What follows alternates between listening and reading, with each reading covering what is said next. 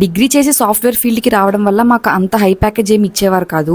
అప్పుడు అనిపించింది అనమాట బీటెక్ చేసి ఉంటే బాను చాలా మంచి ప్యాకేజెస్ తో సెటిల్ అయ్యే వాళ్ళమని. సో ఎవరైనా పక్క సాఫ్ట్వేర్ ఫీల్డ్ లో సెటిల్ అయిపోదాం అనుకుంటే బీటెక్ చదవండి. 5 కంపెనీస్ అయితే సెలెక్ట్ అయిపోయాను కానీ ఏ కంపెనీ చూస్ చేసుకోవాలో కొంచెం కన్ఫ్యూజ్ అయితే అయ్యాను. మనం ఏ కంపెనీ జాయిన్ అవుదాం అనుకున్నా వాళ్ళైతే కంపల్సరీగా 1 or 2 years అగ్రిమెంట్ అయితే అడుగుతారు. సో నాకైతే ఫ్రెషర్ గా జాయిన్ అవడం వల్ల విప్రోలో 5 years అగ్రిమెంట్ అడిగారు. అదైతే నాకు చాలా ఎక్కువ అనిపించింది. సో నేను విప్రో దగ్గర అక్కడే డ్రాప్ అయిపోయాను. ఇంకా కేపీఐటీ, సిఎస్ఎస్ కార్ప్, క్యాప్జెమిని అయితే నాకు 2 years అడిగింది. ఓన్లీ టీసీఎస్ మాత్రమే 1 year అగ్రిమెంట్ అనమాట. నేను మా కాలేజ్ లో క్యాంపస్ డ్రైవ్ స్టార్ట్ అయినప్పటి నుంచి కూడా నేను టీసీఎస్ కి మాక్సిమం ట్రై చేశాను అనమాట.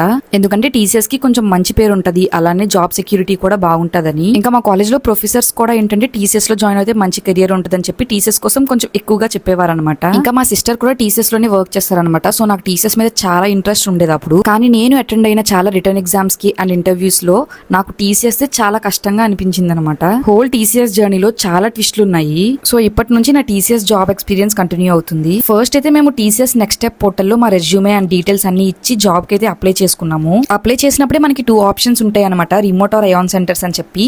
సో నేను రిమోట్ సెలెక్ట్ చేసుకుని నా ఎగ్జామ్ ని ఇంట్లోనే అటెండ్ చేశాను. మా కొలీగ్స్ లో చాలా మంది అయాన్ సెంటర్స్ కి వెళ్ళి రాశారనమాట. ఎగ్జామ్ రాసాకైతే నాకు అనిపించింది నేను కూడా అయాన్ సెంటర్ కి వెళ్ళి రాసుంటే బాగుందని. ఎందుకంటే నేను చాలా ఇష్యూస్ ఫేస్ చేశాను రిమోట్ గా రాయడం వల్ల. అవి నెక్స్ట్ బ్లాగ్ లో చెప్తాను. సరే మరి టాటా.